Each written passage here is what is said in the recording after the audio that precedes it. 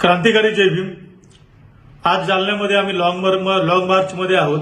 माझ्यासोबत सोमनाथ सूर्यवंशी यांचे लहान बंधू अविनाश सूर्यवंशी देखील आहेत। परंतु आत्ताच आम्ही दोघांनी सोमनाथ सूर्यवंशी यांच्या आईशी व्हिडिओ कॉलवरती चर्चा केली, संवाद साधला। ते परभणीमधील खासगी हॉस्पिटलमध्ये भरती झालेले आहेत। त्यांची तब्येत ठीक नाही, खालावली आहे खूप तब्येत त्यांची, आणि अजूनपर्यंत या सरकारला जाग आली नाही, मुख्यमंत्र्यांना जाग आली नाही, परभणीच्या पालकमंत्र्यांना जाग आली नाही। लवकरात लवकर संपूर्ण ज्या मागण्या आहेत ते तुम्ही मान्य करा, नाहीतर त्या कुटुंबाच्या कोणत्याही सदस्याला, त्यांच्या आईला काही झालं याची जबाबदारी तुमची आहे।